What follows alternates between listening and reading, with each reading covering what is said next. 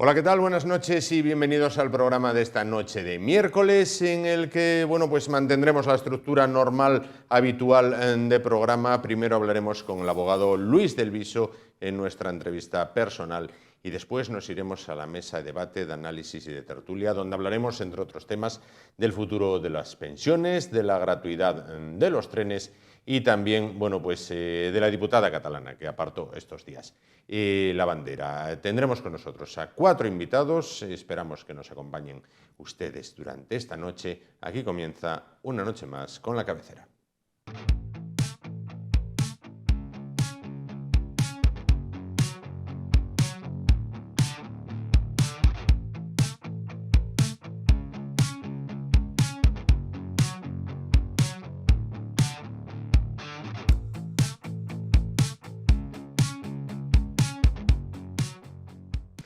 Bueno, pues vamos a comenzar el espacio de esta noche, como siempre, con una entrevista personal. En este caso, pues hablando de dinero. ¿Por qué? Porque saben, también como nosotros, que los tiempos que atravesamos, pues son de incertidumbre. Vamos a catalogarlos como de incertidumbre. La salvación, para muchos, la ven en un crédito, en un microcrédito, pero hay que leer siempre hasta la última letra de la letra pequeña, valga la redundancia, porque no es oro todo lo que reluce y a lo mejor no nos podemos fiar, tal y como nos lo cuentan de primeras, ¿no? Quien sabe mucho de este tema es nuestro primer invitado de esta noche. Él es el abogado ovetense Luis del Viso. Luis, ¿qué tal? Buenas noches. Buenas noches, Juan. Gracias por traerme otra vez a tu programa. Encantado de estar aquí. Y vamos a explicar un poquitito esto de los microcréditos, porque yo lo digo a todo el mundo, este país es un país bueno, la gente trabaja, la gente desarrolla, ¿no? Pero tenemos un problema que se llama financiación. Nos estarán dando educación para la ciudadanía, pero nadie nos ha dicho lo que hay que leer en un crédito, lo que hay que leer cuando hacemos una compraventa. Lo comento a mis clientes, todavía el otro día vino uno y le dije, mira, vienes ahora con un problema, hubieras gastado 70 euros en la consulta previa y te hubieras ahorrado una pasta. Claro. ¿Por qué? Porque no tenemos esa idea de hablar, de consultar, como sucede en el centro de Europa, con el abogado. Los europeos saben que los abogados somos caros, no, los siguientes, sobre todo en ese mercado, que es muy bien hacer una consulta, tenerlo claro y con ello, teniéndolo claro, poder evitar los problemas. Sin duda. Bueno, vamos a ir primero por definición. ¿Qué entendemos o qué es un microcrédito? Bueno, mira, el microcrédito ha tenido básicamente dos aplicaciones, ¿vale? Una aplicación buena, que es la que han preparado la Fundación, por ejemplo, la Fundación La Caixa, que se ha dedicado a dar microcréditos. ¿De qué estamos hablando? Pues de créditos inferiores a 2.000 euros. Andan en una franja entre los 300 y los 2.000. ¿Para qué? Bueno, pues para realizar pequeñas iniciativas, para tener un pequeño colchón, para hacer un trabajo. Esa es la idea del microcrédito y que, sobre todo en toda la zona de América Latina, se está utilizando mucho para poder iniciar pues, a ganaderos, a agricultores, a preparar cooperativas. ¿Qué pasa? Que la parte mala o el mal microcrédito es el que se está vendiendo en este país, que nos lo encontramos pues, en muchos sitios. Que es lo mismo con un pequeño matiz, que en vez de ser una fundación es una empresa con ánimo de lucro, de mucho lucro y un lucro en exceso. Y nos encontramos pues, que puedes tener el crédito entre el 300 y el más alto que yo he visto es del 168.850%. Y lo tengo en sentencia, los que me seguís en redes habéis visto la publicación que he puesto del fundamento jurídico de su señoría, que dice que el crédito fluctuaba entre el 300 y el 168.000. Para que nos hagamos una idea. ¿Qué quiere decir esto? Pues que a mí me dan 10 euros y yo tengo que devolverles pues 1.600 euros. Claro, al final no es en la franja de los días, sino es haciendo el cómputo al año entero, ¿vale? El tipo, la TAE, la idea de la tasa anual equivalente es poder comparar peras con peras. ¿Por qué? Porque antes lo que sucede en estos créditos es que te llegan y te dicen tipo de interés el 2% mensual, Sí. más la comisión de apertura, más la comisión de estudio, más y el plazo de devolución es de 30 días. ¿Qué sucede? Que si yo cojo y le saco el rendimiento a esto de 30 días, lo paso a todo el año, en lo que nos vamos a encontrar es en que el tipo de interés es salvaje. Esta gente puede hacer puede hacer 1000 créditos y con que le salga uno bien, pagan todos los que le han salido mal. Entonces, ese es el tema y el problema con el microcrédito. Luego, ¿qué pasa? Que es muy sencillo, muy rápido de gestionar. Entras por internet, una llamada que te hacen y con ello ya lo tienes resuelto. No preguntan nada. Bueno, pues porque, como digo yo muchas veces, el que debe 600 euros tiene un problema, el que debe 600.000 euros, el banco tiene el problema, porque no los va a cobrar. Claro, pero Luis, como primera parada en la exposición, la usura no está permitida. Esto tiene que, si no se le parece mucho, si no lo es, se le parece mucho. No, esto no es usura, esto es lo siguiente a usura. Bien, pero tenemos que tener en cuenta que estamos trabajando con una norma del siglo XIX. Sí. La ley de Azcárate, entonces, viene de allí, que realmente viene del derecho romano. Del derecho romano, un tipo de interés superior al 16 ya era de usura. ¿Por qué no sucede esto fuera de España? Pues no sucede esto porque realmente lo que nos está pasando es que los gobiernos legislan. La legislación española, como digo, tan antigua, no está pensando en las TAEs, ni en nada, están pensando en el tipo medio, el valor del dinero, un concepto demasiado nebuloso. Entonces, ¿cómo lo consigues? Bueno, pues comparando. Entonces, en un primer momento, cuando andamos con las tarjetas revolving, estábamos hablando con el crédito al consumo, tal, hasta que el Banco de España, que vela por la banca, nunca mejor dicho, no por los españoles, pero vela por la banca, entonces ya fue acotándolo a los criterios del Tribunal Supremo. ¿Para qué? Para que esos productos, que en realidad pueden ser tóxicos, se hagan más difíciles. Como luego atacamos con la transparencia, la poca claridad y las explicaciones, no pasa nada. Ahora vamos a pedir un crédito y te hace firmar 25 hojas. No lees ninguna, porque si las lees necesitas 20 minutos. Y si el señor que tienes delante te las tiene que explicar, no te da el crédito. Perdería demasiado tiempo. Entonces, el problema en España es que no está fijado. Y que vamos a ese criterio de cuánto es. Ahora mismo, los intereses por encima del 22 ya serían de usura. Claro. ¿Aquí qué falta? Normativa. ¿Aquí qué falta? Pues que el Ministerio de Consumo defienda a los consumidores. Y coja y pare y diga, no. Aquí la ley de consumo dice que el tipo máximo de interés es este. Claro. El legal del dinero más el doble, el triple. Estoy de acuerdo. Cuando estamos hablando, el legal del dinero es el que está haciéndonos de referencia para los pagos con la administración, para en los juicios y demás. Entonces, como ya tenemos un punto de referencia, ponerle un límite ahí. Pero claro, si le ponen el límite ahí, se pierde mucho negocio. Claro. Luis, ¿hay muchas familias con deudas actualmente? Quiero decir, en el día a día en el despacho. Mira, yo lo digo siempre, esos asuntos ganamos dinero, no lo niego, pero hay algo que no se paga con dinero, que es la cara de la gente, la alegría de la gente, cuando le quitas esta losa o cuando te viene alguien, como nuestra querida Sandra, que seguro que me está viendo, porque me sigue mucho, y ves toda la pelota que ha montado. ¿Por qué? Pues porque ellos mismos te incentivan a más pelota.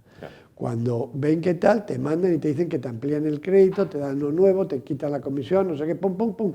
Y lo que están haciendo es aumentar la pelota. Al final, ¿qué sucede? Pues que se acaban montando unas pelotas impresionantes. O sea, hay gente que dices tú, pero ¿cómo puedes tener tantos microcréditos? ¿Cómo puedo tener a alguien que haya sacado en microcréditos 12.000 euros? Eso te quería preguntar. ¿Cuáles son los principales motivos por los que notáis que se endeuda la gente a día de hoy? Hombre, básicamente porque no llegamos a final de mes. El problema es que no llegamos a final de mes. A más, en una situación de inflación como la que tenemos, una situación de desempleo como la que tenemos. Evidentemente, el que está trabajando tiene un nivel, cuando le hagas bajar de ese nivel va a tener un problema y ya tiene una estructura de gasto preparada y no se para a quedar, si me permite la expresión, ponerse rojo delante del banco, que además el del banco también está aprovechándose de esas circunstancias. No, que es más fácil, entro por internet, nadie me ve, pla, pla, dinero inmediatamente en la cuenta o al día siguiente y al final pues te encuentras con que no puedo pagarlo. ¿Por qué? Bueno, pues porque tengo un microcrédito con el de este pague el del otro, con el del otro con este y vamos montando la pelota y ya te digo que las pelotas que se montan son impresionantes. Bueno, vamos a hacer una pequeña hoja de ruta. ¿Qué hacer si una persona ha pedido un microcrédito? Bueno, vamos a ver.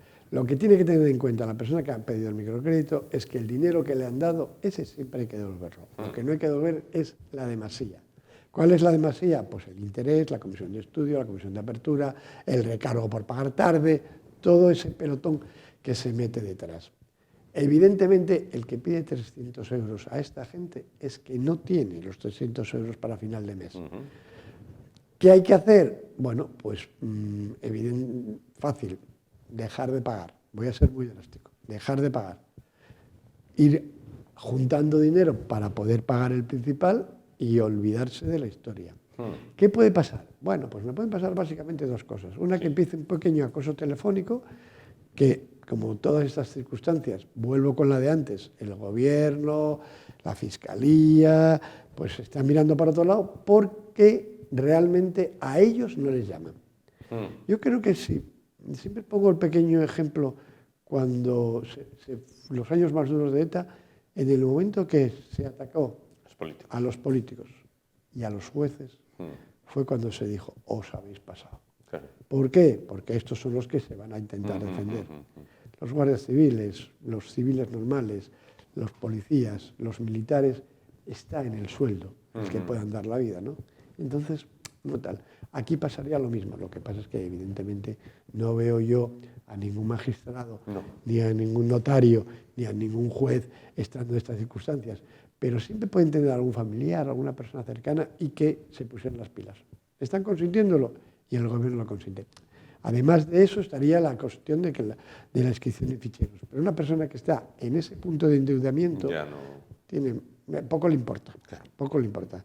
Porque la evolución normal es que uno empieza pidiendo crédito en su banco le corta el crédito, tira de la tarjeta de crédito que tenía y cuando no puede con la tarjeta de crédito porque se la bloquean, va a por el microcrédito y cuando ya no puede con el microcrédito, acaba en el crédito por el coche. ¿Vale? Doy el coche y resulta que me quedo con él, me da un crédito y todo. Y al final lo que va buscando la ley de represión de la usura es el mayor castigo, que es el de, oiga, no, usted no solamente va a cobrar lo que realmente le dio, no va a cobrar ni un solo duro de intereses y es más, el que reclame va a cobrar intereses, con lo cual intentando que sea ejemplarizante, pero aún así la deuda es tan grande, el problema es tan elevado que no los paras. Bueno, primer paso decías dejar de pagar. A partir de ahí, ¿cuánto tiempo se tarda en resolver un microcrédito y cómo? Bueno, tenemos dos posibilidades, ¿vale? Que es esto de lo dejo de pagar y me olvido, cuando me demanden ya lo meteré en un abogado. Eso sí, cualquier notificación del juzgado, por favor, cójanla, léanla, mándenla a un abogado, pidan un abogado de oficio, por Dios. ¿Por qué? Porque si no hacen nada, el problema que tenemos es que si no hacen nada, se va a dar por bueno lo que dice el contrario y hasta ahora, hasta hace poco los jueces controlaban nada y hasta hace poco controlan esos temas de consumidores, pero solo controlan las cláusulas que se estén reclamando en esa demanda. No controlan la realidad desde el comienzo del procedimiento y mirar lo que son de usura que se pudieran ser declaradas de oficio. Y eso yo solo lo he visto una vez, pero el resto de las veces no lo están mirando. Entonces hay que atacarlo. También es cierto. ¿Qué puedo hacer? Bueno, pues cojo, he cometido el error, me han engañado, me han estafado, llamémoslo como queramos. Voy a un abogado, lo lleva, nosotros estamos trabajando a éxito, es decir, si el cliente no gana, nosotros no ganamos y sobre lo que gane el cliente llevamos una comisión. De esta manera no tiene por qué hacer ningún tipo de desembolso y ya nos encargamos nosotros. Me encanta, lo digo muchas veces, son de los procedimientos que más me gustan porque es que doy así a mano abierta y me lo paso en los indios. Pero encima te presta alguna palabra. Me encanta, me encanta, me encanta. Tengo la anécdota de un día que un querido compañero, una querida compañera y buena amiga que lleva temas bancarios con la financiera y la banca, me pidió por favor que la sustituyera en un juzgado donde queramos que no, el juez también me conoce de esto y no me salió sarpullido. Pero casi. tuve que estar callado. El juez estaba muerto de risa, viéndome en ese lado de la balanza. Pero bueno, claro, es lo que tiene ser abogado. Bueno, ¿se puede gestionar un microcrédito sin la asistencia de un abogado? Vamos a suponer que decimos, no, oye, yo puedo con ello. Bueno, a ver, hay gente muy, con todo el respeto, hay gente muy osada. Yo no digo que no se puedan gestionar, ¿vale? Pero yo tengo la anécdota en el despacho. Ya no voy a hablar de que fuera un abogado, no, esto es una funcionaria del Ministerio de Justicia, amiga personal desde los 18 años, que me llama y me dice, oye, es que del juzgado me piden firma de abogado para esto que he presentado y tal y cual. Y de un tema de un microcrédito, y cuando lo veo digo, está mal hecho. Yo te lo voy a firmar, pero está mal hecho. Y dije, pues que el problema está en que tú has escrito y yo no te puedo corregir lo que tú has escrito. Yo solo puedo poner abajo una firma pensando que lo he hecho yo, pero está mal hecho. No puedo cambiártelo. Yo no puedo llegar ahora en este momento de firmar porque a ti lo que te dicen es que el documento presentado en plazo le falta la firma del abogado, le falta la firma del procurador. No podemos hacer nada. Por eso digo que es muy importante. Te puedes defender solo con Google, ahora la inteligencia artificial va a poder llegar casi a redactarnos las sentencias, las demandas y a ponerlo todo. Sí. No digo que no, pero mírenlo con un técnico. Y si alguien se plantea el hecho de decir, no tengo ingresos, pues vaya y pida un abogado de oficio. Y si algún ilustre, que los hay, le dice que por esa cuantía tan pequeña usted no tiene derecho a tener abogado, le recuerda que lo que tiene que haber es un equilibrio en las fuerzas. Lo que no puede ser es que la entidad financiera vaya con abogado y procurador y usted se pelee solo. Entonces, el que le esté atendiendo debería de hacer lo mismo. Y yo insisto mucho en esto a mis queridos compañeros y les digo que no pueden decir que no verbalmente, que lo pongan por escrito y esa se podrá recurrir. Pero si no me lo pones por escrito, no lo puedo recurrir. Y si no eres el juez, ni el que toma la decisión, ¿por qué me vas a coartar de mi derecho que tengo a recurrirlo? Claro. Luis, quería preguntarte también, si antes te decía esto, creo que raya casi en la usura, también te pregunto, si esto es ilegal, ¿por qué tenemos la televisión llena de anuncios? De televisión, radio, prensa. Mira, yo siempre digo lo mismo. Yo cuando veo que se anunciaban más que ahora, que se anunciaban en televisión, que salía el señor Carlos Sobera anunciando esto, sin leer lo que ponía la letra pequeña, porque si alguien grababa la imagen, porque evidentemente leerlo imposible. Letra pequeña a toda velocidad. A toda velocidad, la para y lo lee, dices, ¿pero qué me estás contando? Porque en el microcrédito podemos achacarle lo que queramos de usura, pero no que no son transparentes. No, transparente no es todo. Porque tú coges el contrato y está muy claro. Y te ponen el 3.500 o te ponen, como decía antes, entre el 342 y no sé cuántos. Sí. ¿Entiendes? Ahora, ¿qué sucede? Que si el gobierno no marca una norma, hemos tenido anuncios de tabaco, de alcohol, hasta que alguien decidió que no se anunciaba ni el tabaco ni el alcohol porque era malo. Pues si tenemos ahora un problema con la ludopatía, que muchos de estos microcréditos vienen por culpa de ludópatas, pues pasa lo mismo. ¿Qué están haciendo? Que a partir de cierta hora o que los grandes equipos de fútbol se anuncian, ¿no? Y dices, ¿quién está anunciando aquí? Ya no voy a entrar al tema de que vivan en Gibraltar y todo el tema tal, ¿no? Pero el juego el alcohol y el sexo suelen ser los mayores vicios. Sí. Y al final ahí se está yendo el dinero. Y lo que te decía, el gobierno es el que tiene que parar y decir, no, esto no se puede emitir. Lo del juego en horario infantil. Claro. No se puede emitir propaganda de tabaco, pues tendría que hacer exactamente lo mismo con esto. Ahora, evidentemente, mueven millones de euros. ¿A dónde van? ¿A dónde? Claro, bueno, ¿cómo gestionar la deuda una vez que ya la tenemos, una vez que ya la hemos contraído? Nada, lo que te digo, lo que te queda en gestionar la deuda es mirar, llegar a cubrir y una vez que lo tengas cubierto, dejar de pagar. Dependiente de que te puedan venir a demandar que estás cubierto. Punto 1. Punto 2. Demandar. Pero ya no con este último crédito, sino que muchas de las veces, como te contaba antes, lo que se montan son pelotas. Entonces vas sumando uno y otro y la pelota se hace cada vez más grande, ¿no? Entonces, ¿qué tenemos que hacer? No ir a por este, sino a por todos. Mira, en algún caso, ha habido algún cliente que son muy desconfiados porque piensan que vamos a ser muy caros y que, si total aquí estamos discutiendo 300, 400, 500 euros. Déjenme.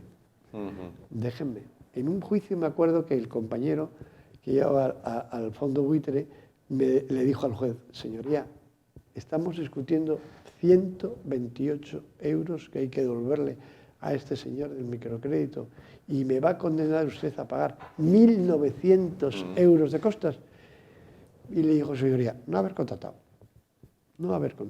Entonces, no nos preocupe él, no que me va a costar el abogado, no soy el único, hay muchos compañeros. Lo importante es ponerlo en manos, consultarlo, verlo, que no pasa nada y lo peor de todo, ¿sabes lo que es, Juan? Es la vergüenza. Claro. Es la vergüenza. A la gente le da vergüenza decir, he hecho esto. Pero yo se lo digo siempre, no, yo también lo he hecho. Yo también me equivoco y me equivoco todos los días más de lo que yo quisiera. Y no puede ser, no nos puede dar vergüenza pedir perdón, disculparnos, corregir el error en lo que se pueda. Y cuando el error viene provocado por una incitación previa y por un abuso, es cuando no nos tiene que dar vergüenza. ¿Por qué? Porque al final el algoritmo nos manda a nuestra red la publicidad de el teléfono está escuchándome y me ha oído decir cómo vamos a hacer el cumpleaños del niño. Claro. Había un anuncio en la radio que decía, bueno, nada, lo hacemos el próximo fin de semana que ya tenga cobrado el sueldo. No. El demonio en la oreja pide el microcrédito que te lo damos inmediato y ya tiene los 300 euros. ¿Perdona? ¿300 para devolver? Si solo vas a devolver 350. Claro. Ya, pero 350 devueltos en el plazo de 15 días, estamos hablando de que son casi un 20% en un mes, que en todo el año multipliquemos por 12 y estamos en el 240%. Sí. Cuando ahora mismo las cuentas bancarias no tienen remuneración. No. Entonces, tienen una máquina de hacer billetes. Tal cual. Bueno, Luis, supongo que es la pregunta del millón, pero ¿cómo prevenir el endeudamiento? Eso es lo más complicado de todo. Lo más complicado. Y es en lo que se están fundamentando las tarjetas, los microcréditos, los préstamos. ¿Por qué? Bueno, pues porque tenemos que pararnos a algo básico y sencillo, que es intentar adaptar nuestra situación económica a nuestra situación de compra. Y parar y decir, esto no me lo puedo permitir. Lo que no puedo llegar es decir, voy a irme de vacaciones y para ir de vacaciones pido un microcrédito y bueno, en total son 50 euros.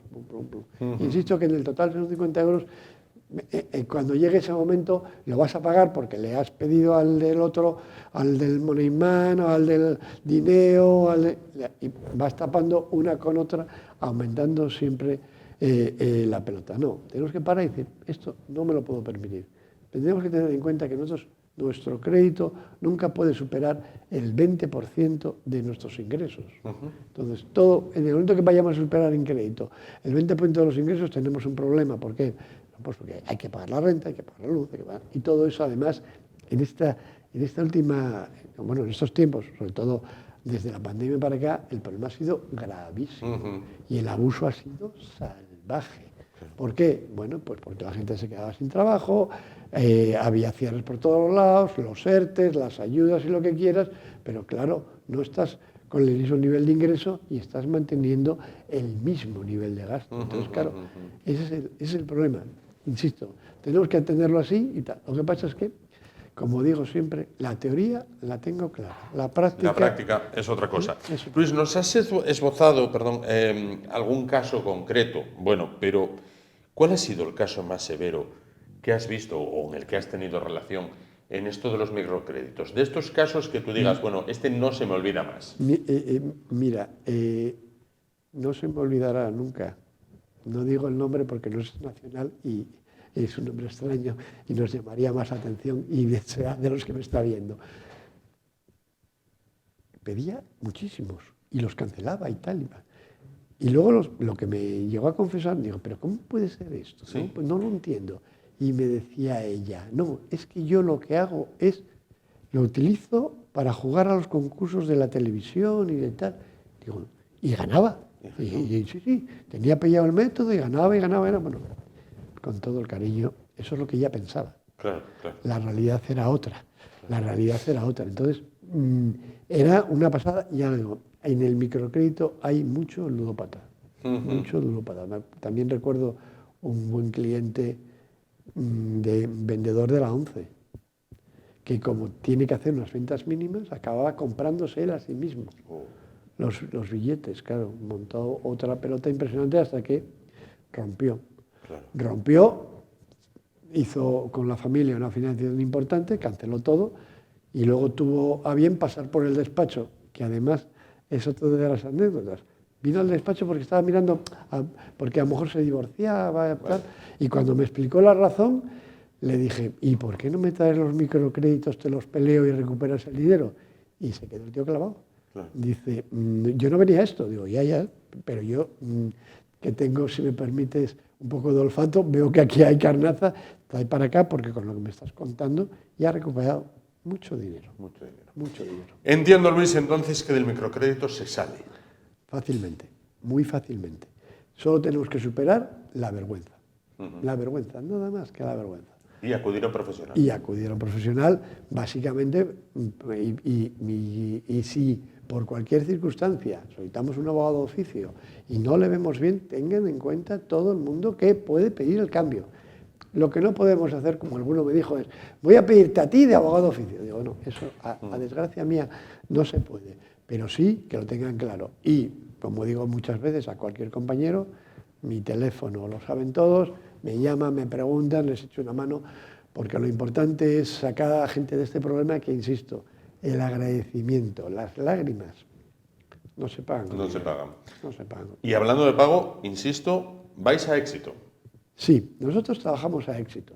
¿Qué quiere decir esto? Pues esto quiere decir que si el cliente no gana, nosotros no ganamos. Y que sobre la cantidad de beneficio que tenga el cliente, nosotros llevamos un margen entre el 10 y el 20%. El 10 cuando llegamos a acuerdos extrajudiciales.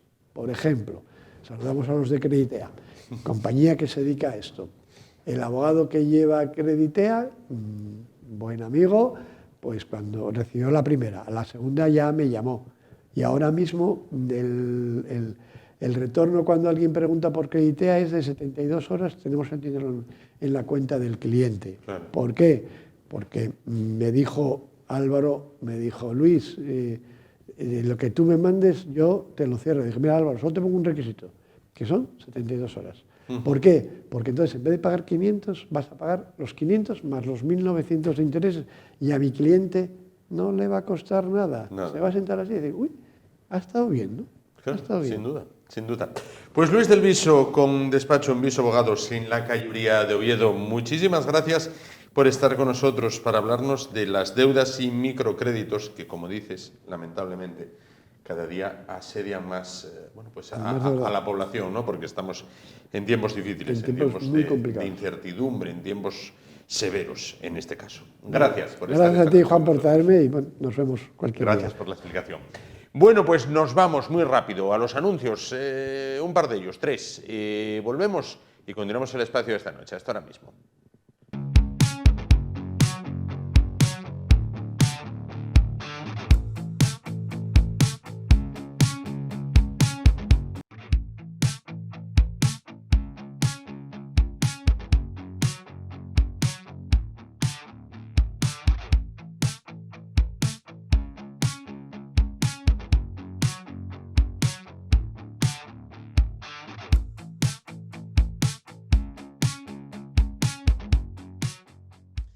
Bueno, pues continuamos a vuelta de publicidad y vamos a abrir ya la mesa de debate, de análisis y de tertulia de esta noche con 4 invitados en esta ocasión y 3 temas a priori sobre la mesa que esperamos poder desgranar, desarrollar a lo largo de estos 60 minutos. Vamos a presentarles a nuestros contertulios de esta noche de manera muy rápida. Vamos a comenzar por este lado. Santos González, catedrático de la Universidad de Oviedo. ¿Qué tal? Buenas noches. Buenas noches. Bueno, junto a él, Antonio Arias, economista. ¿Qué tal? Buenas noches. Buenas noches, Juan. Por el otro lado, Salustiano García, militar en la reserva. ¿Qué tal? Buenas noches. Buenas noches. Y junto a él, Ignacio Terán, ingeniero. ¿Qué tal? Buenas noches. Buenas noches. Buenas noches. Encantados de que estén con nosotros los 4 para abordar 3 temas distintos y de distintos ámbitos. Por una parte, comenzaremos hablando de que la Unión Europea, Bruselas en este caso, advierte, vamos a ir advierte, porque la palabra amenaza quizás suene muy fuerte, no lo sé, a España que si no anda ligera, si no anda por lo segao, como se diría en Asturias, pues puede incurrir en graves sanciones con respecto al tema de las pensiones. También hablaremos de trenes gratis para todos en Asturias después de la chapuza de aquellos trenes que no cabían por los túneles primero, luego eran demasiado pequeños, después eran de aquel modo y después de aquella manera.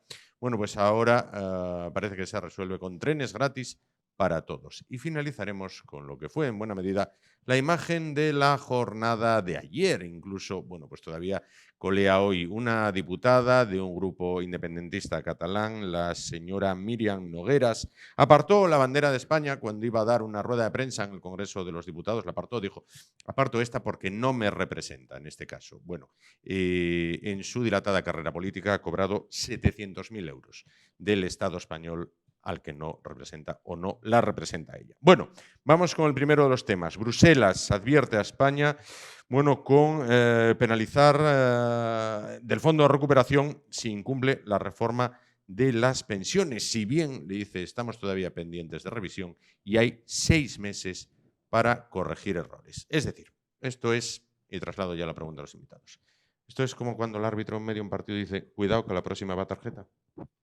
Una pregunta. Sí.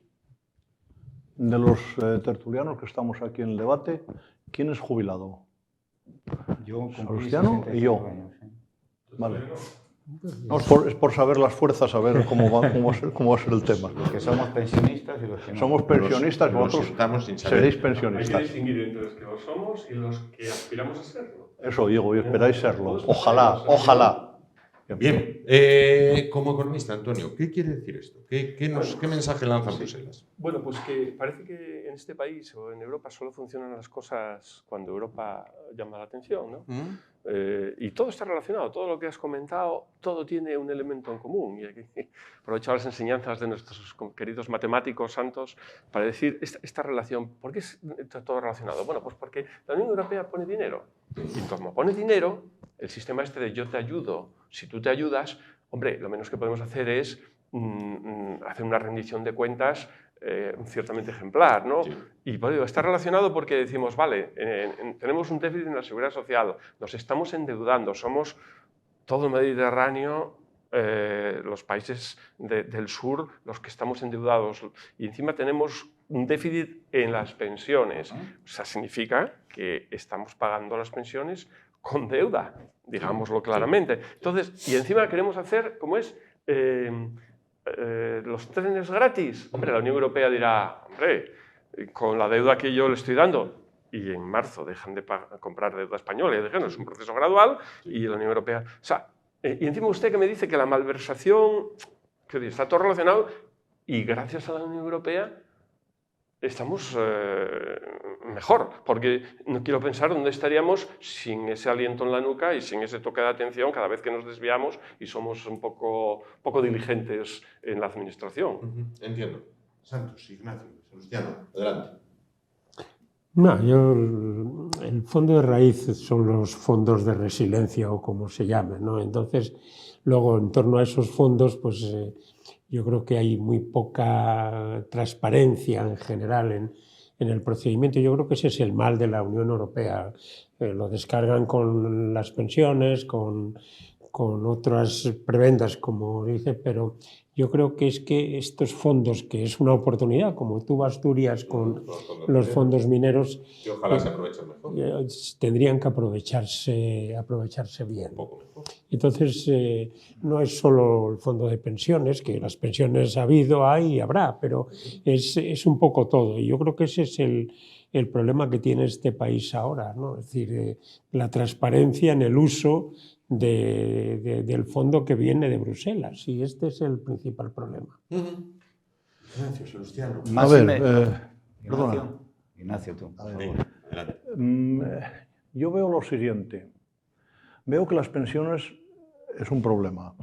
Veo que es una patata caliente que ningún partido de derechas va a ser capaz de meter a la olla porque va a explotar las narices. Lo tendría que hacer un partido de izquierdas, ¿vale?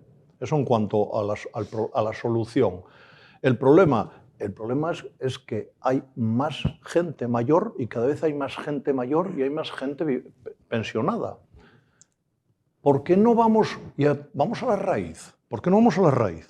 La raíz del problema es que hay pocos cotizantes para tantos pensionistas, ¿vale? Sin embargo, los políticos se esmeran y se afanan en destruir la vida a través del aborto. Aproximadamente,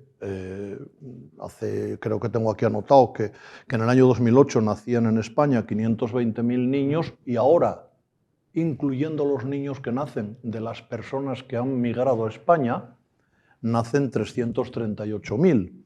Si en un año... La diferencia no viene en todos de aborto. La diferencia es esa. No, una cosa es que no se conciban niños y otra cosa es que se aborten. ¿Los? Una cosa es que no se conciban niños y otra cosa es que se aborte. Ya, pero es que en el año 2008 no existía un aborto como existe ahora. Claro. Pero, Luego entonces, claro. déjame que haga mi valoración reduciéndolo al absurdo. Si cada vez hay menos niños,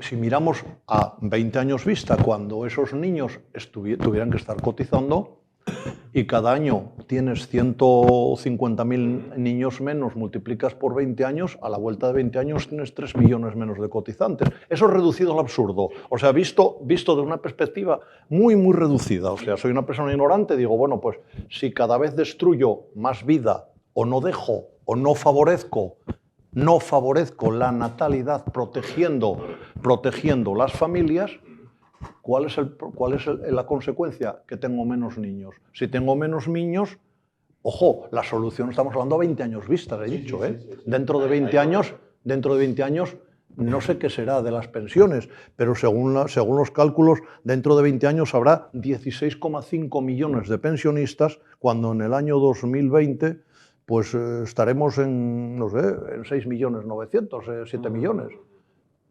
Claro, hay más, cerca de 8 millones, perdón. Claro, si no solucionas el problema de raíz, cada vez la bola es más grande. Se hace progresivo. La solución parte por proteger la natalidad, probablemente no será la solución, porque esa es a muy largo plazo. El problema hay que acometerlo a muy corto plazo. Estamos hablando de 6 meses, no estamos hablando de 20 años. Pero si no haces nada, aunque estés en el camino correcto, si no vas a una velocidad adecuada, vas a ser sobrepasado por otro, aunque estés en el camino correcto. Luego es un tema de camino y de velocidad. Sebastiano. Hay muchos factores, ¿no?, que influyen. El sistema de pensiones en España es un sistema de reparto. O sea, lo que ingresas, evidentemente, tiene que cubrir los gastos, ¿no?, que genera el sistema. Esto lleva siendo deficitario ya, estamos hablando 2 o 3 años, en que el propio presupuesto general del Estado ha tenido que aportar unas cantidades cada año para suplir el déficit. El año pasado 20.000 millones, o sea que no estamos hablando de la suma de los 20.000 millones más el déficit que pueda tener el propio sistema de seguridad social, que también lo tiene, pues se habla aproximadamente de unos 34.000 millones de euros las últimas coberturas del sistema.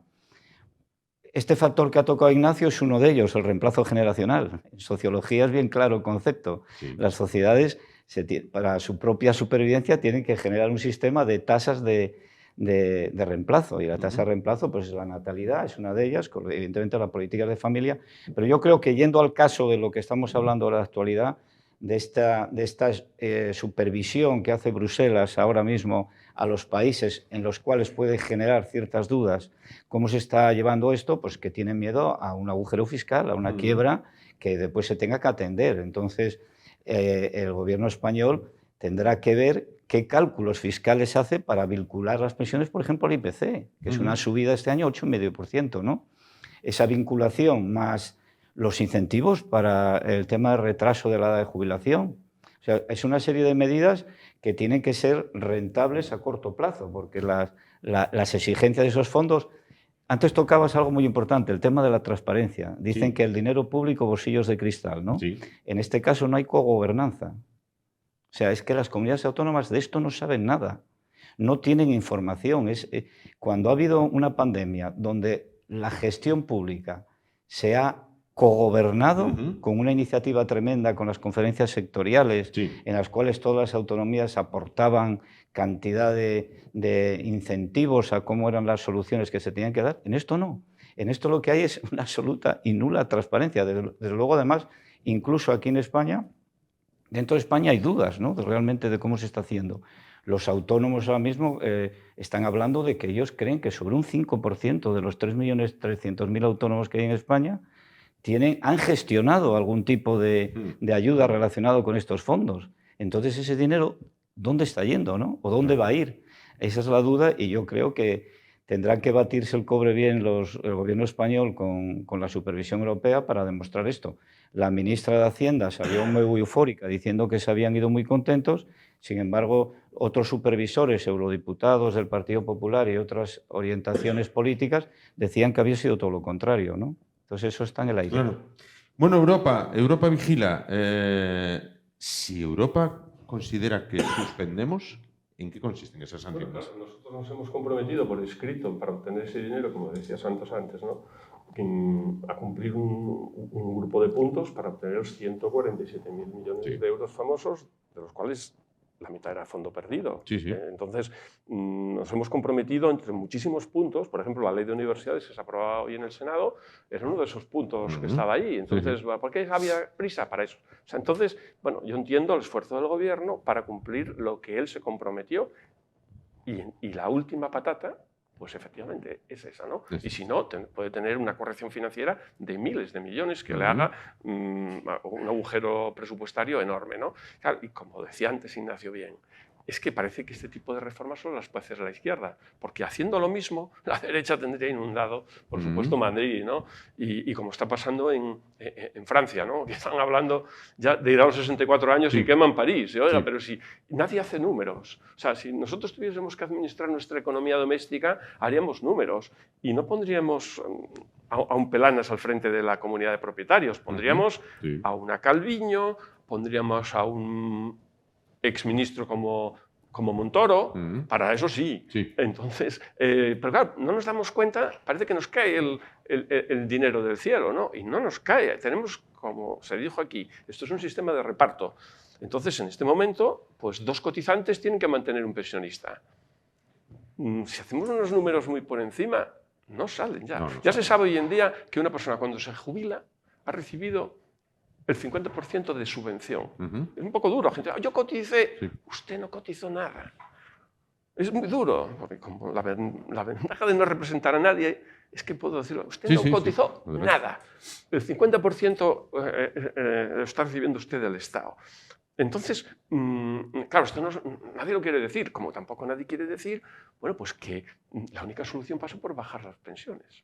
Mencionas esto y te machacan. Ya un titular el otro día de Expansión, la solución está en bajar el 10% de las pensiones. Entonces, ¿cuál es la alternativa? La alternativa es Argentina.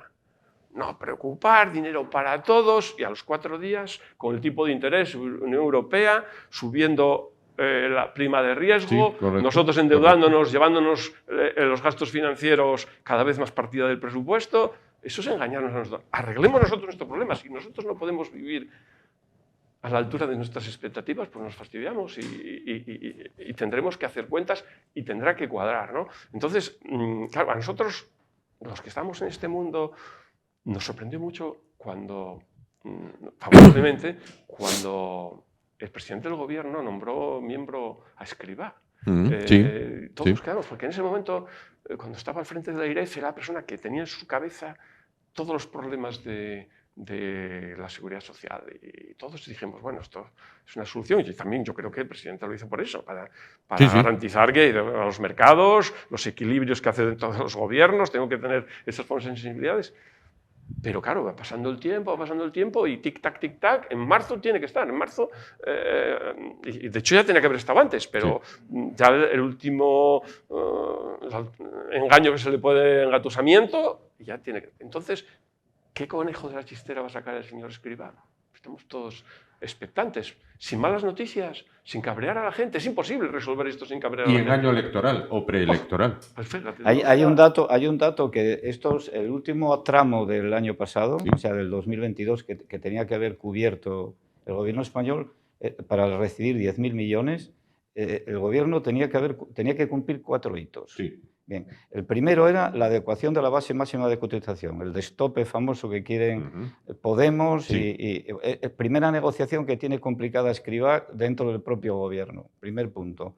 La ampliación de los años para el cálculo de la pensión, de 25 a 30 años, de la resistencia de la ministra de Trabajo, de los sindicatos, en fin. Y después, lo único que han hecho es la puesta en marcha del mecanismo de equidad intergeneracional de Rajoy, que era el sistema aquel del mecanismo aquel de cálculo, y después una proyección para garantizar la sostenibilidad del sistema. Los alemanes reciben de media, claro, una comparativa salarial de un país a otro de la Unión Europea es muy relativo, que hay que ver las rentas medias de cada país. Un alemán recibe de pensión una media de 38% de su salario en activo, el 38%. La media en España es el 80%. Son pensiones mucho más bajas, pero esa es la proporción. Entonces, claro, cada sociedad hace su cálculo. Dice, yo en activo cobraba X y ahora cobro el 38%. Soy pensionista alemán. Y resulta que en los países del sur de Europa están en el 80 o el 85%. Puede ser injusto ese cálculo, pero es una realidad y todo ese mejunje está dentro del mercado europeo. Dentro de estas pensiones alemanas, los suizos, los noruegos, eran pensiones privadas. Claro, porque están complementadas con el sistema. Las empresas negocian dentro de su convenio colectivo y dicen, bueno, esto es tu sueldo, pero además nosotros aportamos al fondo de pensiones. Entonces, ese noruego que viene ahí a Alicante, que vive muy por encima de la media española, lo hace porque tiene 200 o 300.000 euros en su casa, claro. El alemán que coloniza Mallorca, primero lo... Claro. Entonces se ha jubilado con un fondo de pensiones privado, pero como bien dice Salustiano, la comparación correcta debe hacerse entre ingreso medio y pensión media. Exacto. Y la nuestra es muy superior a la de los alemanes o a la de los franceses. O sea que... Quiero trasladar, para pedirles una valoración, quiero trasladarles un pensamiento que está a nivel calle.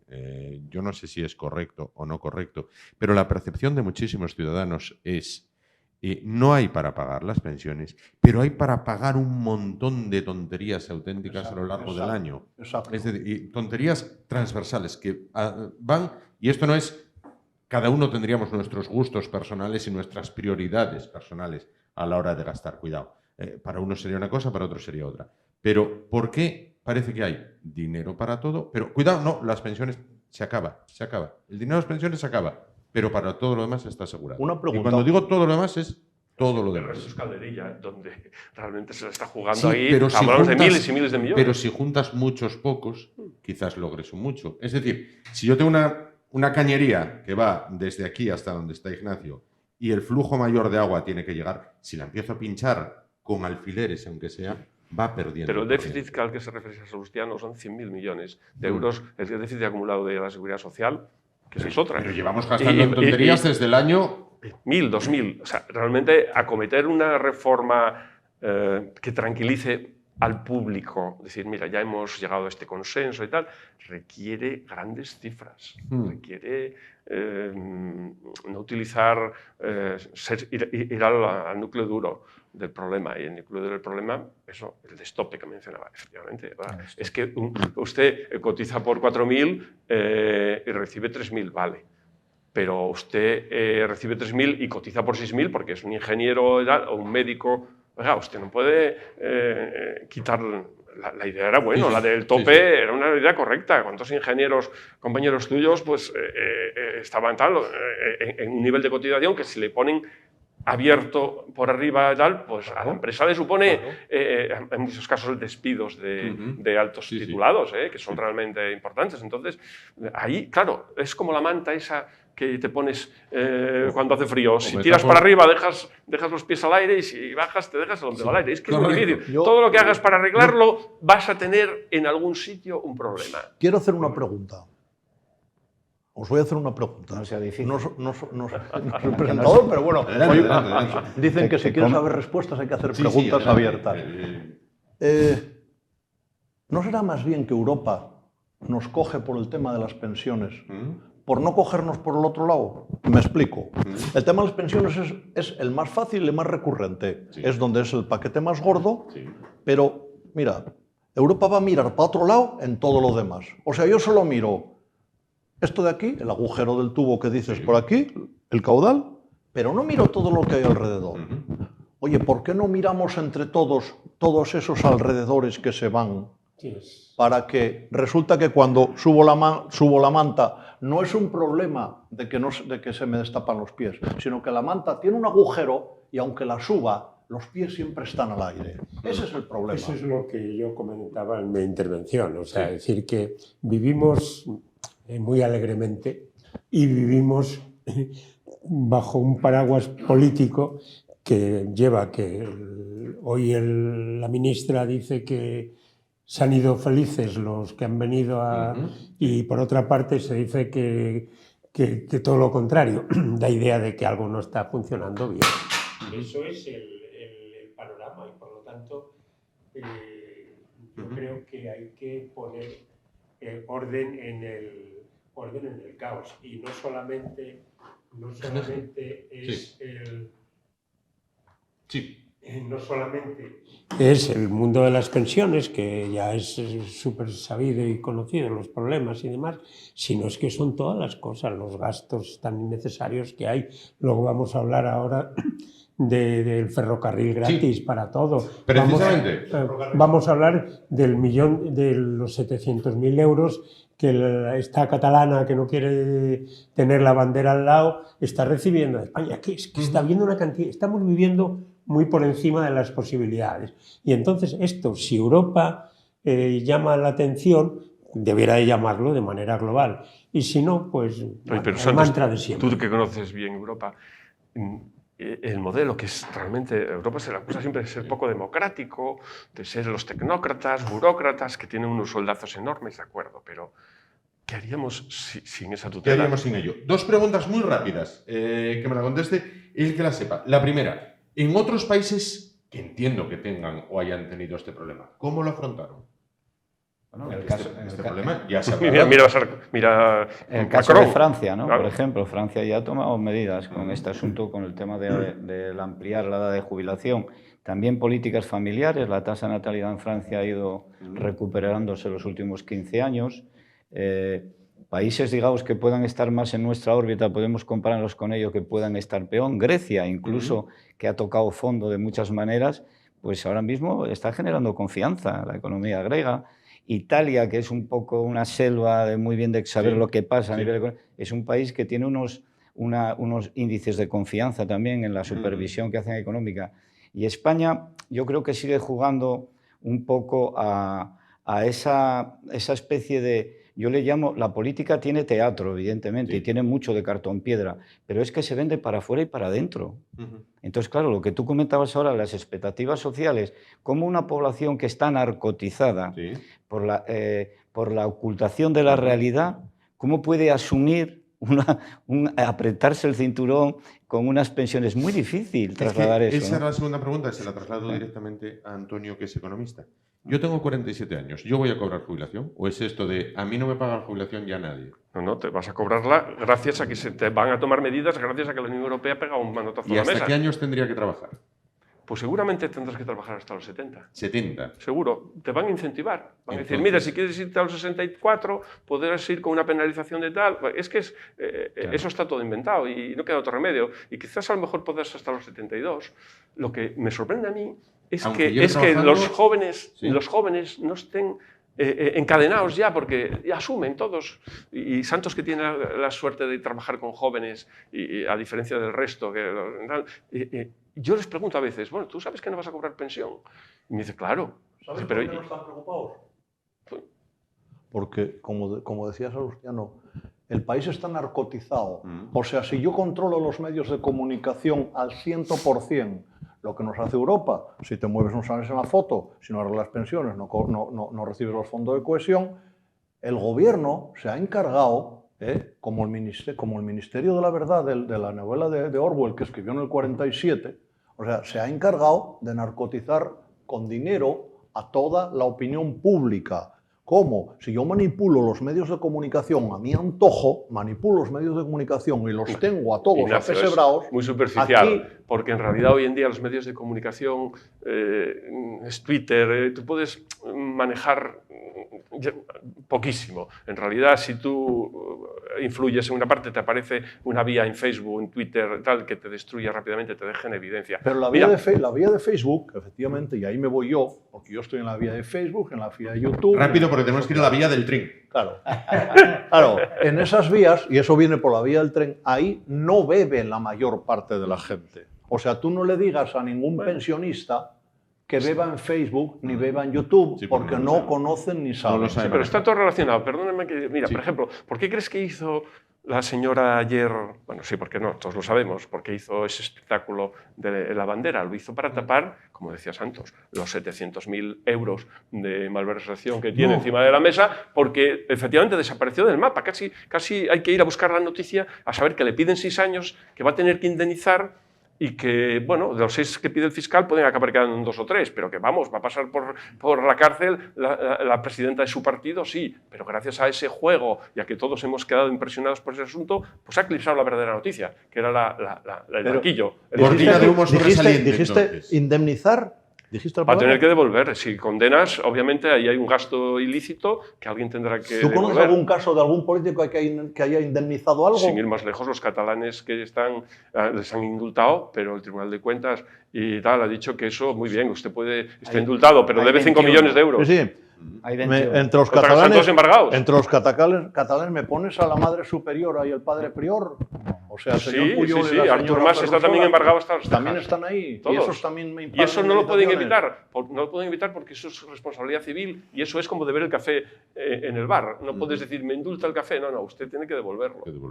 Bueno, nos vamos muy rápido, más rápido que va el FEBE, a hablar de los trenes, porque después del bochorno, del sainete, de aquellos trenes que no cabían por los túneles, luego, según otro de los intervinientes, pues eran demasiado pequeños para los túneles.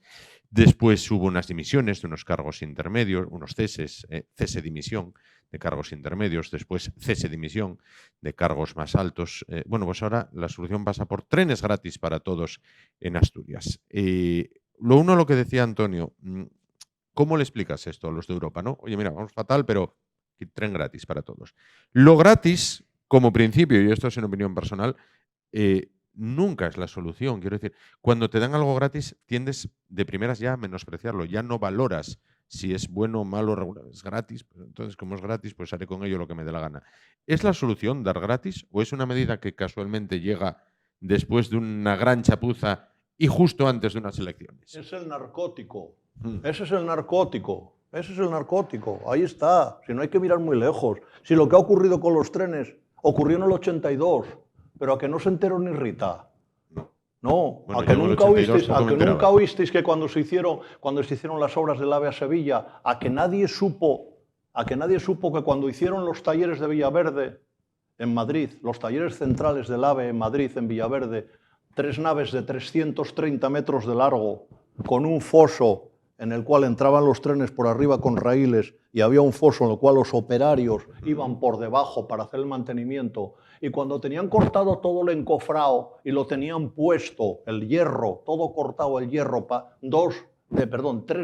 tres túneles de 330 metros, resulta que se equivocaron y habían calculado mal, los habían cortado cortos y los trenes no cabían. ¿A qué eso no se supo? No. ¿Por qué? Porque gobernaba Felipe González y se ocultó a la opinión pública y allí ya se manipulaba la información. O sea, se ocultó. A que nadie se enteró de que cuando estaban montando la estructura, y lo digo porque yo trabajé en esa obra, cuando estaban montando la estructura, un día que estaba yo allí, una grúa, por las prisas de tener que acelerar la obra para inaugurar, falló una pata, por estar mal colocada, le dio un golpe a una cercha, cayó y mató a un aparejador. No salió en la prensa. ¿Por qué? Si yo estaba allí. Yo no vi al muerto, evidentemente, pero estaba allí aquel día en la obra. ¿Por qué? Por lo mismo que ahora. Señores, les voy a dar gratis el viajar en tren. ¿Quién va a pagar y qué político o cargo técnico se responsabiliza de pagar lo que va a costar eso? Perdona, pero yo creo que Revilla y Barbón tienen fondos personales para pagar los viajes. Sí. Eso es un símbolo, porque yo no Sí, creo sí, que sea fondos personales, económicamente... porque si no, no se lanzarían a semejante historia, ¿no? Es decir, bueno, Económicamente no gratis debe ser para mucho, todos. Es más el apoyo, la noticia y tal, pero sobre todo el problema es que eso puede tener efectos negativos, como hablábamos antes, de decir, oiga, esto es gratis, y además conociendo cómo es la administración, igual en algún sitio hay alguna norma que prohíbe quitar los Pues precios. seguro. Es que... Porque tenemos tal cantidad de miles y miles de normas que alguna seguro que lo pone, ¿no? Pero bueno, aparte del criterio difícil de... Es más el ahorro a veces de ir a sacar el billete. Yo que también algunas veces que lo he utilizado me he dado cuenta de ir a buscar el billete y tal. Realmente eso a veces, ¿para qué? ¿Para 2 euros? A veces no está muy claro de que tener un señor allí cobrando una nómina para eso, hoy en día a veces no se saca. Bueno, pero ahora hay muchos en máquina, ¿eh? Había muchos billetes en máquina que ya ni había paisano, llamamos así. Ahora ya no se necesita máquina, ahora ya subes al tren y vas y ya está. Y luego terminarán pagando la comida también para completar la jornada. Repito la pregunta, ¿el gratis es la solución? Mira, esto le han dado un nombre, una descripción que me hace gracia, que es el que en Asturias viene muy bien, que es lo del fedemocho, ¿no? Sí. El fedemocho. Esto es un escándalo. Es un escándalo y el Ministerio de Transportes, que haya estado, digamos, con esta negligencia por lo menos más de año y medio. Sí. Se calcula que ya se detectó el diseño erróneo y demás, y las licitaciones, sí. Con lo cual esto ha generado un retraso como mínimo de 2 años y medio a 3. ¿Qué hacen los políticos en esta situación? Estamos ya en campaña electoral y hay que darle una salida en Asturias, lógicamente, al Partido Socialista, que este será un marrón muy gordo con la cercanía. Entonces, se ha firmado un protocolo. Un protocolo jurídicamente no tiene ninguna solidez. Esto es como el convenio de La Vega de aquí de Oviedo, que se firmó inicialmente entre las 3 administraciones. Pero lo que tiene validez es el convenio específico que posteriormente se sustancie en medidas.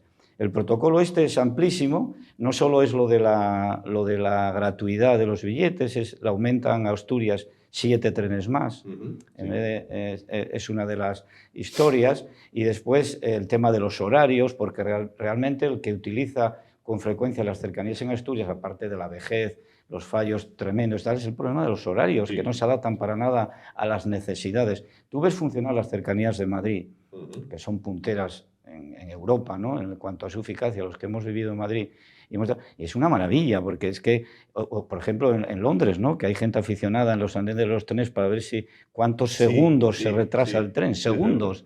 Tú te vas aquí al apeadero de la Florida, que yo lo tengo cerca de casa, y entonces eso parece Bosnia después de la guerra. O sea, quiero decir, aquello es una cosa absolutamente decadente en todo. Ahora lo están arreglando, porque también ese puentecito que hay en la Florida, que era una demanda de los vecinos, lo están arreglando ahora casualmente.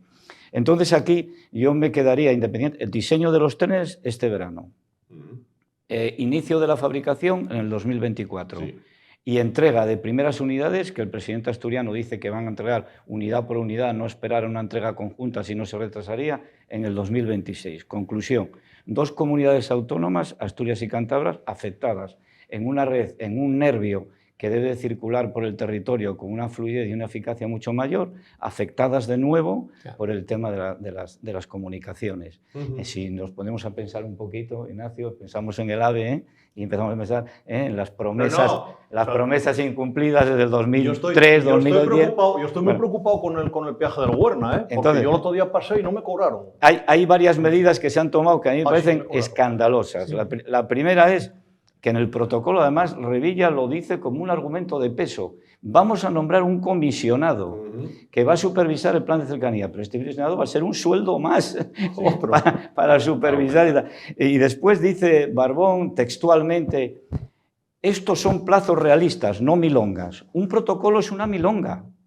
No es un plazo realista. Un plazo realista es un convenio firmado que tiene validez jurídica, es una escritura pública de compromisos y puedes exigir jurídicamente a la administración que se ha comprometido una compensación en caso. El protocolo se puede incumplir después de mayo absolutamente, bueno, no digo que se vaya a incumplir, pero quiero decir que puede haber retrasos, puede haber 1000 cosas, con lo cual el estupor, enfado y decepción de nuestro presidente del Principado pues vuelve a ser otra teatralización de la política.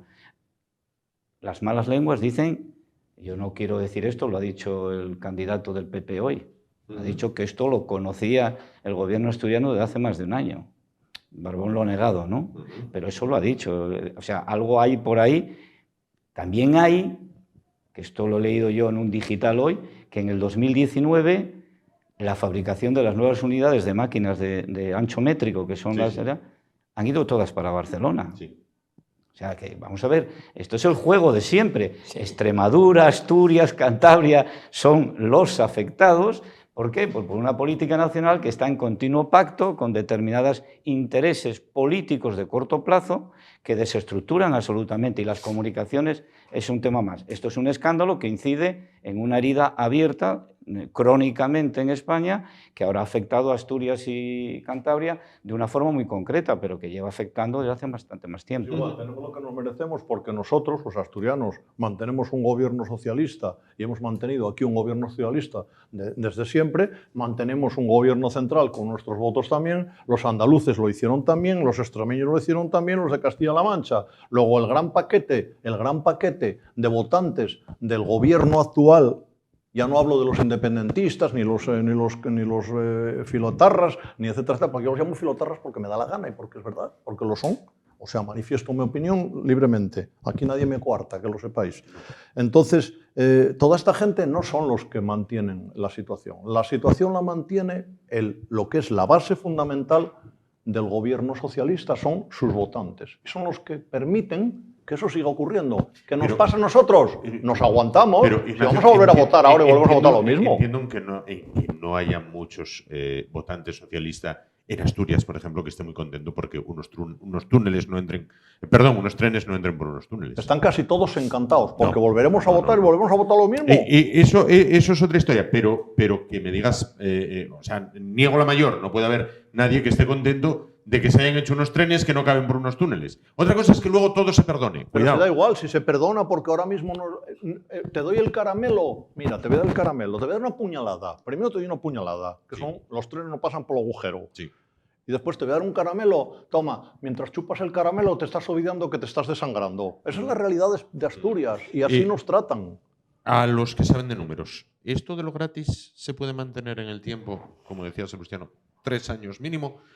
Una vez que pasan los 3 años, ya crea jurisprudencia, ya sigue gratis, sin edie, o ya lo arreglará el que venga dentro de 3 años si le da la gana, o qué pasa con esto. Primero hay que ver cómo lo van a hacer, porque de momento se pospone hasta el 24. Ya han pasado las elecciones, veremos a ver qué pasa. Entonces vamos marcha atrás y ya no pasa nada, ¿no? Eso para empezar. A lo mejor pide la Unión Europea, también. Claro, y segundo, también nos pueden poner cautelas. Y tercero, a mí lo gratis total no me parece bien. Eso me parece que es una demagogia. Sobre todo en una situación como esta. Con dinero de otros, ¿no? Además, yo te invito, pero tú pagas. Cuando empiece la prima de riesgo a subir y los intereses de la deuda a cifrar y hay que pagar y tal, y nos quite dinero del presupuesto, tal, pues dirá, no podemos. Al día de hoy, pues en los últimos 6 meses, pues fueron del orden de 40.000 millones de deuda lo que emitió de más el Estado español. Estamos en el 130% del PIB. Tal. O sea, hablar de gratis en este panorama, querer un poco empañar una situación o apañar una situación, ¿no? Es decir, no me parece serio.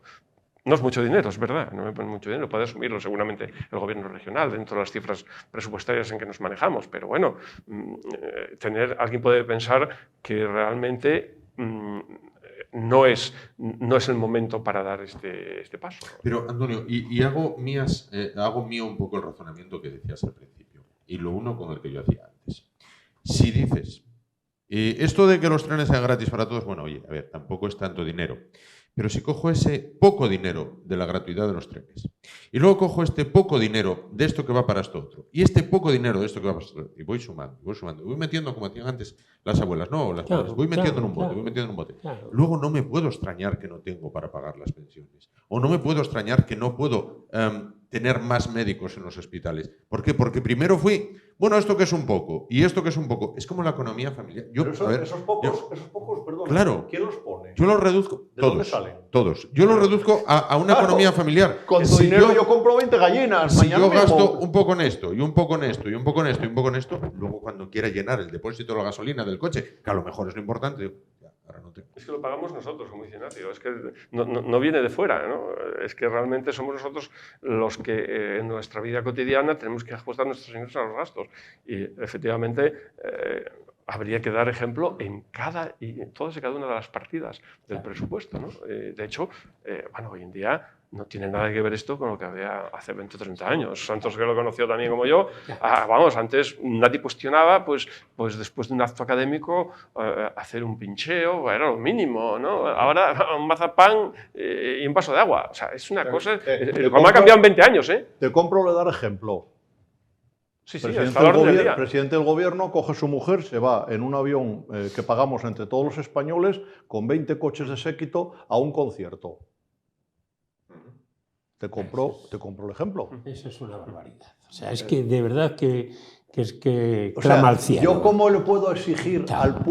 al pueblo, yo, Claro. presidente del gobierno, que se apriete en el cinturón, que te voy a recortar las pensiones porque me lo dice Europa y yo, sin embargo, estoy dilapidando? Y para ir de Sevilla a Málaga a coger el Falcon, que claro, tardas es ilógico, nada, y para es ir a ilógico. Salamanca. O sea, en España pensamos la cosa con la cabeza y las hacemos con las patas atrás. Durante una parte de esta legislatura, en Asturias, y con esto no quiero abrir este debate porque nos llevaría a una habitación mucho más grande que no es ahora el momento de tratarlo, pero durante buena parte de esta legislatura en Asturias se valoró muy mucho hacer cooficial el asturiano. Y había un informe que decía que valía unos cuantos millones de euros. Yo no puedo hacer eso y luego decir, es que ahora no tengo para esto otro. Claro. Bueno, es que primero te lo jugaste. Veremos lo que va a tardar esto a partir de mayo. Bueno, veremos. En las democracias representativas, lo que le da la legalidad al sistema es la representación que le otorga la sociedad a los gestores públicos. Los gestores públicos pueden ser eficientes o ineficientes. En este caso, la ineficiencia es elevada, pero ya no solo por la falta de ejemplaridad que estáis comentando aquí, con estos datos tan absolutamente groseros, ¿no? Como hacer una ostentación, ¿no? del consumo y generando incluso una demanda previa a la población de ahorro con los vehículos y tal, y después tú ves que en estos medios que se utilizan, que podían ahorrarse con medios más baratos, se dilapidan utilizando el Falcon en este caso. Pero ahí esa ineficiencia ya no solo por este gobierno, que en un momento dado sea un gobierno con el bolsillo roto en muchos aspectos, ¿no? Pero es que los gobiernos anteriores también, en el filtro que tenía que tener el propio sistema para evitar esto, los filtros están colonizados por la política. O sea, ¿cuáles son los filtros? Una auditoría. ¿Cuál es la auditoría? El Tribunal de Cuentas. ¿Qué está pasando con el Tribunal de Cuentas?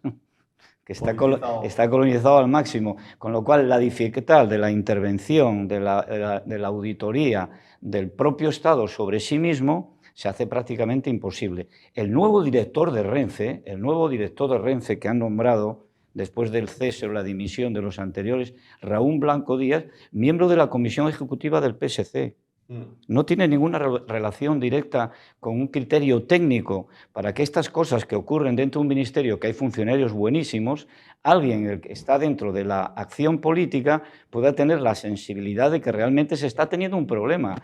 Pero si este señor, el anterior, el cesado historiador, aquí hemos tenido ministros de Sanidad que ni siquiera tenían formación universitaria, y teníamos médicos en otros ministerios. Recuerdo a Ana Mato en el Ministerio de Fomento, médico, y la que teníamos en Sanidad era, ya no me acuerdo del nombre, esta chica que vivía por ahí, no me acuerdo el nombre de ella, pero tampoco tenía formación sanitaria ninguna. El David Lucas, el que han nombrado de secretario de Estado de Transportes, este viene de trayectoria PSOE, pero viene de la Dirección General de la Vivienda. Este es el que ha gestionado toda la ley de los alquileres, que con Podemos, que ha sido un auténtico desastre. Este señor va a ser el nuevo secretario de Estado de Transporte. O sea, quiero decir que esto es un mejunje siempre de la acción política sobre la administración pública, que no es que no haya personas dentro de nuestra administración que sean absolutamente solventes, todo lo contrario, pero es que ha entrado de tal forma ya esa colonización que ahora está hasta los niveles de jefe de servicios. Se está tratando de corregir ahora de una forma cosmética aquí en Asturias con el plan de Cofiño, de intervenir y tal y cual, pero bueno, esto es... Yo he estado en la administración autonómica y vamos, el acceso a la función pública aquí, cómo está de alguna manera intervenida, entre comillas, por la política, está clarísimo. Yo era director general, era funcionario. La persona que me sustituyó a mí no era funcionario. Y hubo un recurso de los sindicatos para que fuera así, que era la legalidad, y que hizo el Principado, cambió la ley. Y entonces Tengo que discrepar contigo en dos cosas, en no ese quería caso, dejarlas pasar. La primera, tampoco magnifiquemos lo que es la figura del consejero del Tribunal de Cuentas. El Tribunal de Cuentas tiene ahí 800 funcionarios.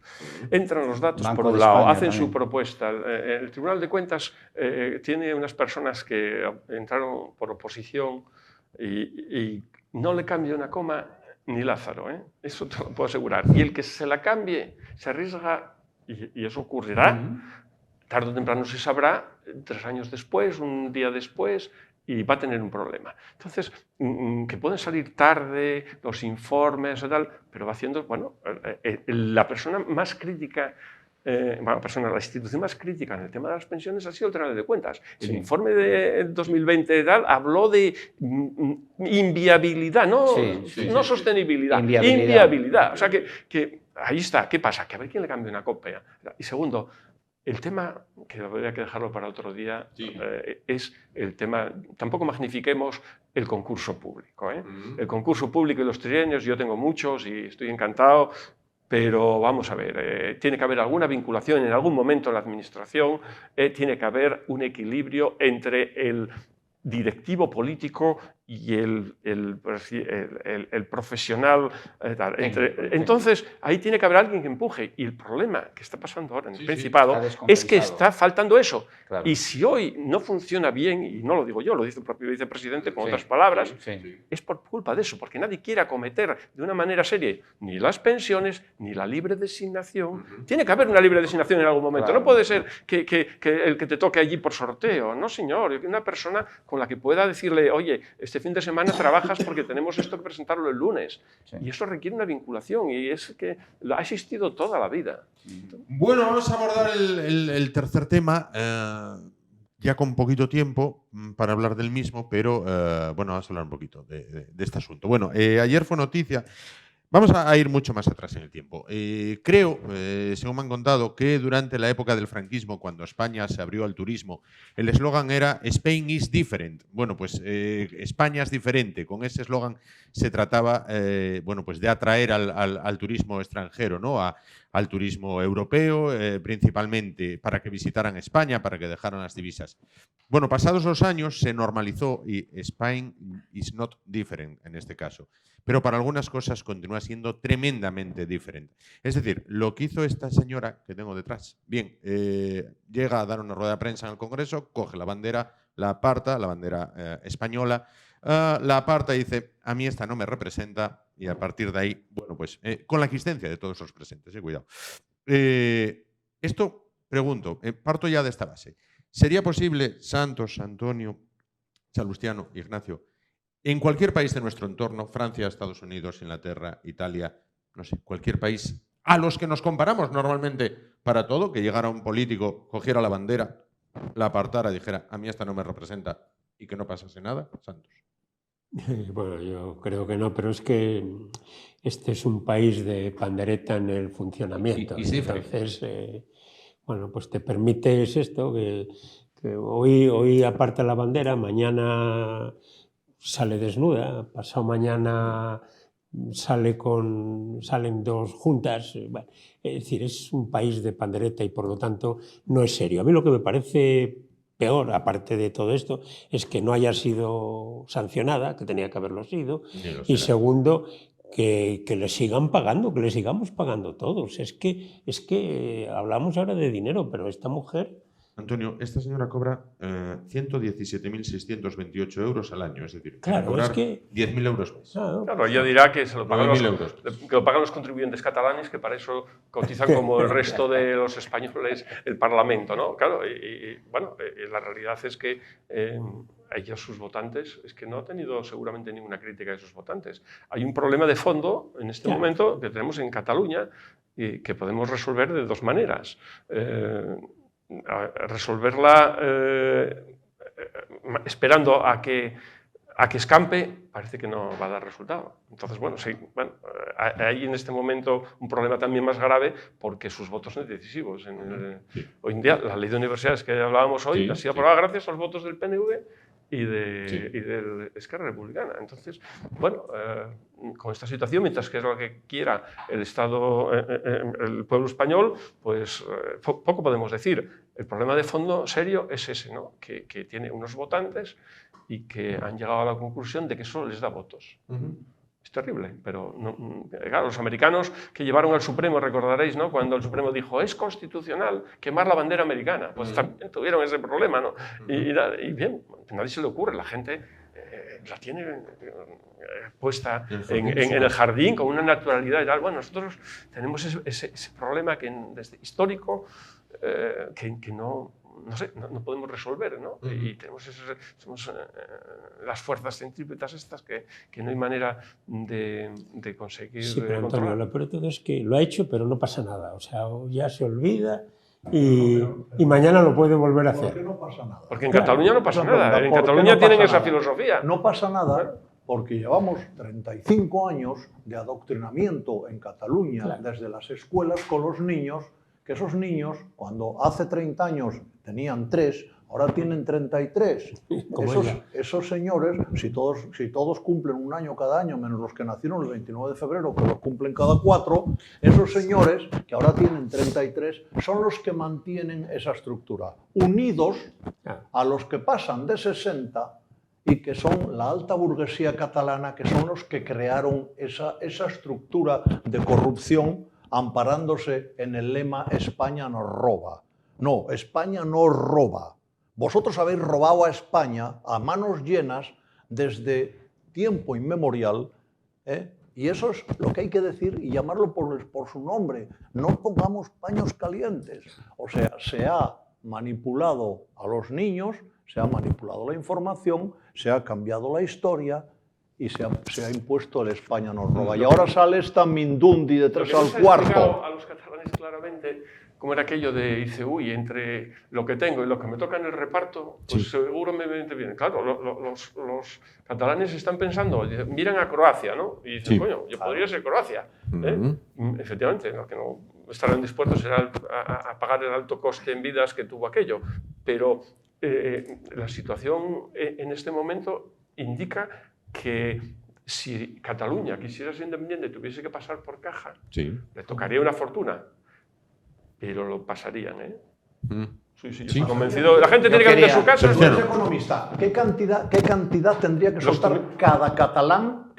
Pues no hablo 200.000 euros. De los 200.000 euros, ¿cuánto? imagina. 200.000 euros y tal. Y los buscarían, venderían su casa la gente. No, te digo porque es una cuestión casi enferma. Estamos hablando de emociones, estamos hablando de... ¿Por qué crees que estamos hablando de emociones y de sentimientos? Tú sabes que contra los sentimientos están en la cadena de valores, la parte espiritual es la que está en la cúspide y es la que está anclada en el alma y es la que se modifica desde que eres niño. Eso es reconocido. Hay una escala de valores y la que está arriba del todo es lo que está en el espíritu y grabado en el alma. Eso está grabado en el alma. Por eso están dispuestos a pagar con tal de mantener su alma y su espíritu. Ni 20.000 ni 2.000 pagaría. No pagaría. Yo Salustiano, evitaría siempre en esta dinámica, hablando del problema que tenemos en Cataluña, de hablar de los catalanes, ¿eh? Yo centraría más sobre la minoría que hay en Cataluña, que tiene un poder enorme en la hegemonía del discurso. Una minoría que gobierna, ¿eh? Sí, sí, que gobierna, que tiene hegemonía en el discurso. Y que ya no son tan minoría. Y con el tiempo, sí, sí, pero es, en la fuerza, digamos, que puedan tener, está también la melancolía que pueda tener el ciudadano que vive en Cataluña viendo que incluso se le generaliza y se le incluye, ¿no? Sí, Se le sí, mete en correcto. y eso me parece injusto. Correcto. Con el dato de esta diputada y esta acción, bueno, esto es una acción de 5 minutos de gloria, que es campaña electoral pura y dura. Que España es un Estado de Derecho, vayamos al derecho, reglamento del Congreso, ¿quién lo puede aplicar? La presidenta del Congreso. ¿Cómo? Falta el decoro de las instituciones. Hasta 1 mes o 2 de suspensión de empleo, de sueldo le podía haber aplicado. ¿Se lo va a aplicar? Tiene la posibilidad de hacerlo. Ahí están los grupos políticos para actuar en esa línea. Creo que salió el diputado de Vox, José María Figaredo, lo explicó muy bien en una intervención en los pasillos esta mañana, diciendo que era indignante que este comportamiento dentro de la sede de la Seguridad Nacional se diera teniendo un reglamento que lo puede corregir. Entonces, pues eso por un lado. Código Penal en España, artículo 543, ultrajes a la nación, en los símbolos y demás. Pena de multa me parece que era de 7 meses a 12 meses. Es un delito absolutamente mínimo en cuanto a la lesividad de la conducta. Si os acordáis del cómico aquel, Dani Mateo, que se sonó los mocos y tal, fue absuelto en el proceso. Pero bueno, ¿qué se matiza aquí en la acción típica? Voy a hacer un comentario un poco jurídico. Perdón, atajo un momento. Quedó absuelto, sí, pero las marcas que patrocinaban el programa retiraron los patrocinios. Sí, que quizás eso le duela pasó más, factura, eso claro, duela claro. más que no que te pongan 7 meses Claro, de cárcel, que no vas a entrar. el daño en el bolsillo siempre es mucho más Por eso eficaz decía, los 200.000 euros no los que la acción penal. Acción penal sobre estos temas en derecho comparado en Europa lo tiene Suiza y Alemania, hasta 3 años de cárcel. Grecia, no quiero hablar de memoria, hasta 2. De 1 a 4 años en Argentina. Pero el resto de países tienen multas que son altas. Por ejemplo, en Francia pueden llegar a 7.500 euros, un ultraje a la bandera y tal. Pero quiero decir, espérate. ¿Quién tiene que aplicar ese reglamento el Estado jurídico? De Derecho, ¿El Estado de Derecho? El Estado de Derecho. ¿Quién está en la cúspide del Pues Estado de Derecho? El problema que tiene el Estado de Derecho es que la Constitución... El Tribunal Constitucional, el Tribunal Supremo. ¿Quién manda en el Tribunal Constitucional, el Tribunal Supremo? Claro. El equilibrio aquí es equilibrio más de filosofía política, de sociología política, que es el equilibrio entre la libertad de expresión crítica, incluso sobre un símbolo, y ese derecho a la libertad de expresión y el bien público que hay que proteger, que es el sentimiento y lo que nos representa a todos. Y ese equilibrio hay que manejarlo. Entonces, ¿qué pasa? Que esta diputada, si un juez no ve que hay una acción injuriosa intencional y es solo crítica, se libra. O sea, se libra. Ahora, si es injuriosa intencional, no se libra. Entonces le pasa lo de Dani. En la prensa, con lo cual claro, sus votantes tenía ese es 100.000, ahora tiene 120.000. Ese es el juego. Pero bueno, hablando un poco de currículum, esta diputada, es que hay que decirlo todo, es una chica de familia bien catalana, empresas textiles, pero esta chica hizo el curso de altos estudios militares en el CSD en el 2020, como un representante de uno de los partidos. Pero una vez que hizo el curso, pues algo dijo así, como el Estado español es un nido de corruptos, analfabetos y fascistas. O sea, que hay que estudiar bien al adversario.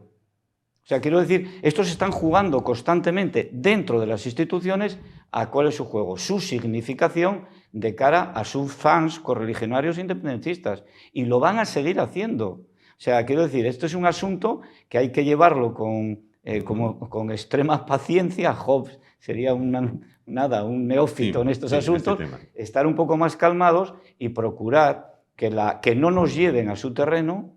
¿Cuál es el terreno en primer lugar, de introducir en esos comportamientos a una gran parte de la población catalana, que yo creo que no está identificada con esto ni con estas actuaciones, que incluso les puede doler más incluso que a los propios que no vivan en ese territorio, y en segundo lugar, hacer una exigencia clara y directa a nuestros políticos, con todos los partidos que están en el Congreso ahora mismo, exigiendo a la presidenta, que hay muchos instrumentos dentro de la acción político-parlamentaria para incidir sobre la verdadera responsable de esto, para actuar sobre el diputado, en este caso diputada, que es la presidenta del Congreso. Pero no le vayan a exigir si al final la presidenta del Consejo, del Congreso, es del Partido Socialista, que está sustentado ahí por esta señora que aparece ahí en la foto, a la cual le tengo más asco que el que le tenía Gil a la criada. Pero Ignacio, no lo veas desde el punto de vista. La criada decía, es la criada, cariño, sí, cielo, amor, uy.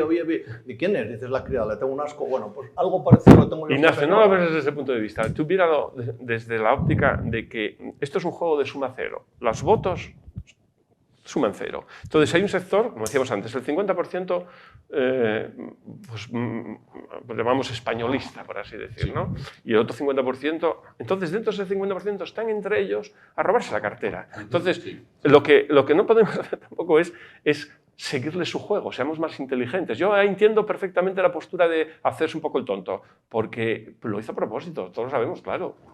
Está pensando que vamos a estar aquí una semana, le vamos a sancionar, otra semana, un juicio, no sé qué, y más titulares, más prensa, más tal, pues en lugar de 100, 120.000 votos. Se los quita, no sé a quién, alguno de los de por allí, del sector suyo. Bueno, quizás se radicalice más el sistema. ¿Qué es lo que más le duele?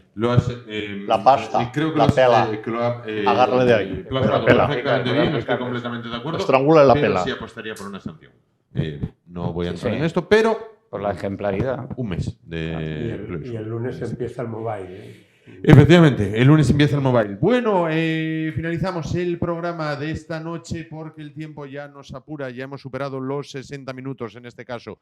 Agradecemos a nuestros 4 invitados su presencia esta noche con nosotros. Me despido de ellos en el orden inverso a cómo los presenté. Ignacio, muchísimas gracias. Gracias a vosotros por invitarme. Salustiano, muchísimas gracias y Gracias. bienvenido. Muchas gracias. Antonio, muchísimas gracias y bienvenido. Santos, muchísimas gracias por estar con nosotros. Como gracias también les damos a ustedes. Y llegamos hacia el final. Mañana volveremos. Será a partir de las 10 de la noche, pero con un programa completamente distinto. Mañana, jueves 23, se cumplirá casi un aniversario. El aniversario es el viernes 24 de la invasión rusa de Ucrania. Bueno, pues con este motivo cambiaremos totalmente el programa y será una tertulia de hora y media solo y exclusivamente hablando de la guerra de Ucrania, con 4 invitados que nos acompañarán con distintos puntos de vista sobre este conflicto que se iniciaba hace un año y que, como en todas las guerras, desde que el mundo es mundo se preveía que iba a acabar muy rápido. Bueno, pues ya van 365 días